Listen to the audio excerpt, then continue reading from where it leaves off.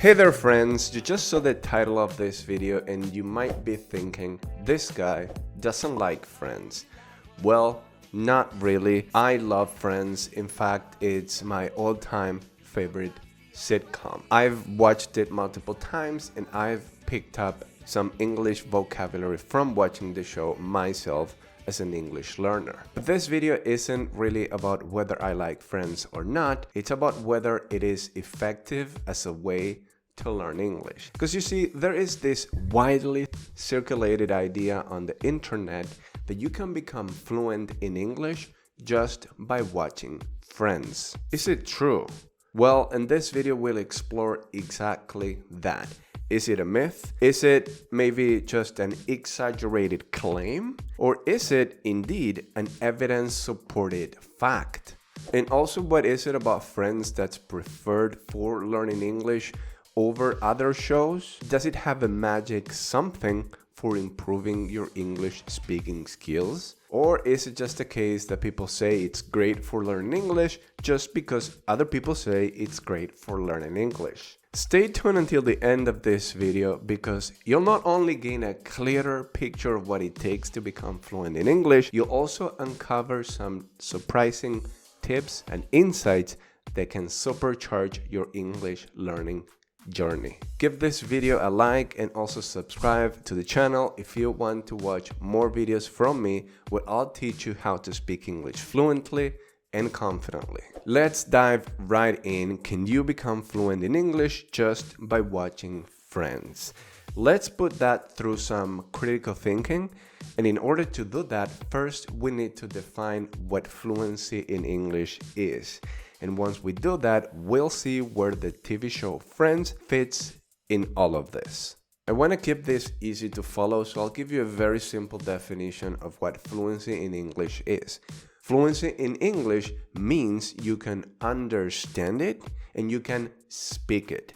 Of course, you can do this at a high level. Now, if you want to understand English, you need three things. You need to know the words, know the grammar, and know the sounds. This is, let's say, your base knowledge. You mostly get your base knowledge by passively exposing yourself to English by reading, listening, and watching. Now, what does passive mean here? It means that, basically you can sit back, relax, and read, listen, or watch stuff in English. You don't have to work too hard for it. And here, a TV show like Friends is actually great for this. You just need to watch it, enjoy the story, and that's the end of it. Easy peasy. But here's the catch.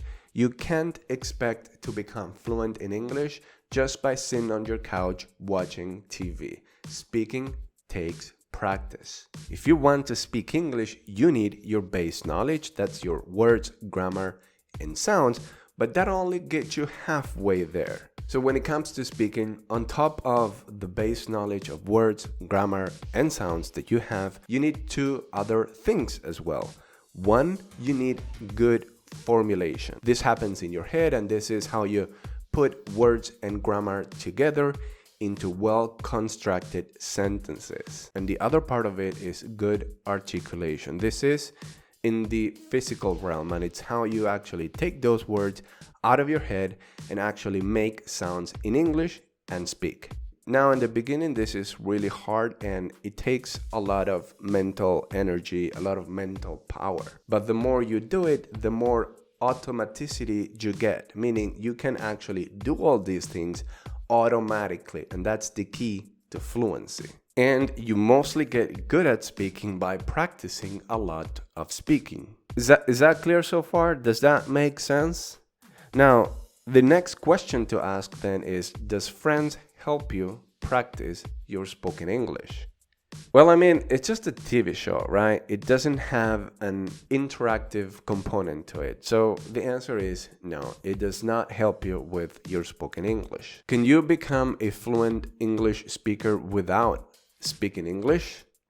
Well, obvious answer, no, you can't. So let's be real. Friends can help you at most with one part of fluency, which is the part of understanding, the input aspect to your English fluency journey. But let's get a little bit deeper now. A minute ago, I said you mostly get your base knowledge by passively exposing yourself to English by reading, listening, and watching. Notice I said you mostly get good at understanding English by passively reading, watching, and listening. I didn't say you exclusively get good at understanding English by passively reading, watching, and listening. So the opposite of passive exposure is focused learning. And it's a key piece of the puzzle for mastering English fluency.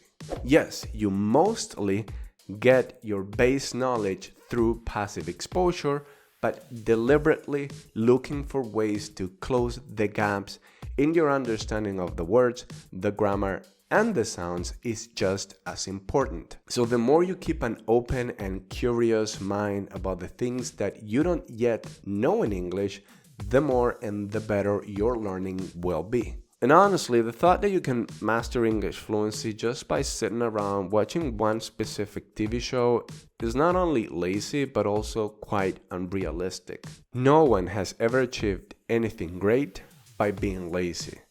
Check out this extract from Make It Stick, one of the best books on the science of learning. We are poor judges of when we are learning well and when we are not.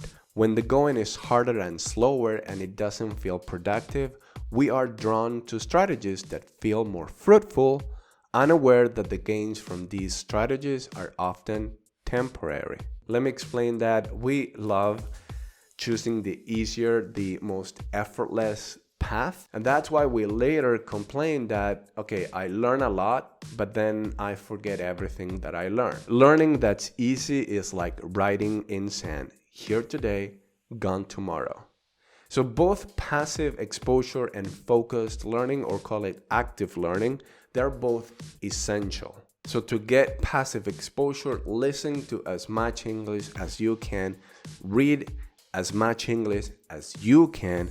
But for the active and focused learning, it's all about staying curious, about learning new words, improving your grammar and pronunciation. So seek out new vocabulary, find answers to your grammar questions, and learn to observe how sounds in English are made. That's how you start to recognize the patterns of English that will make you sound fluent. And as I'm saying that, I'm not even addressing the importance of having a more structured approach to learning English. But anyway, the more effort you put into this, the better your results will be.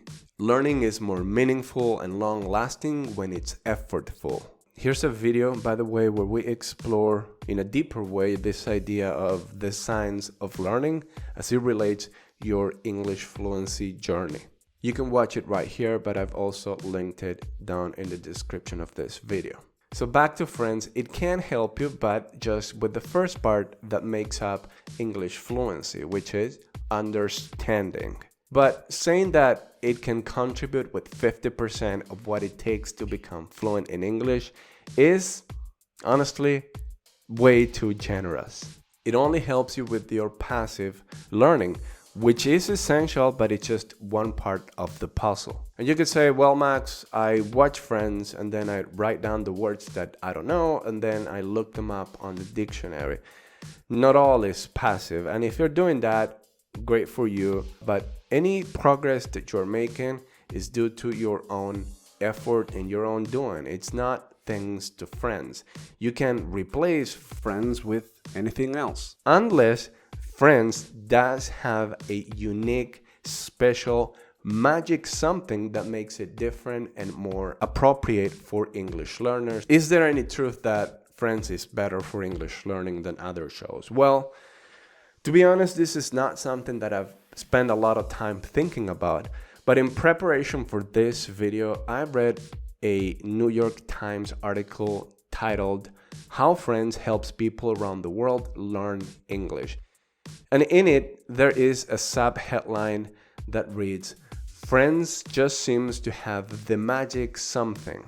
In this part of the article, Rachel, who you may recognize from Rachel's English here on YouTube, She shares her thoughts on the show, and she says other American TV shows can serve a similar learning function, but they tend to be too particular for non-native English speakers.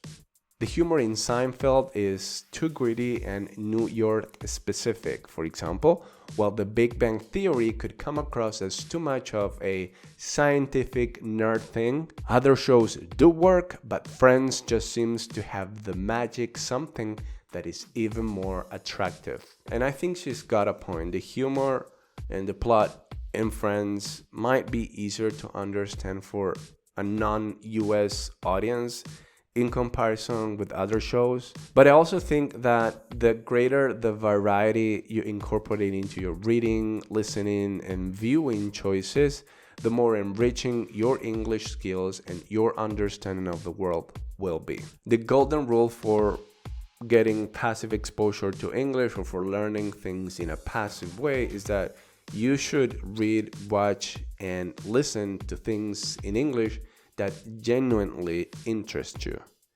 For example, I'll watch this Netflix show or documentary on uncontacted tribes in the Amazon, and I'm gonna watch that because I find that topic fascinating, in fact. And as I do that, I will learn new things.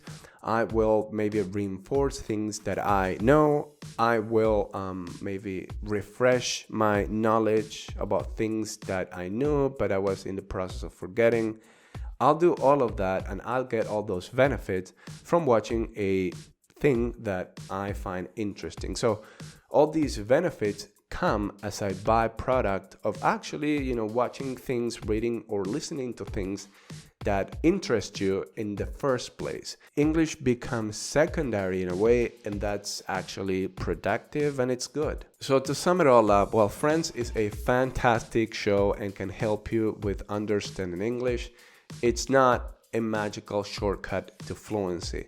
Learning English requires both passive exposure and active, deliberate learning.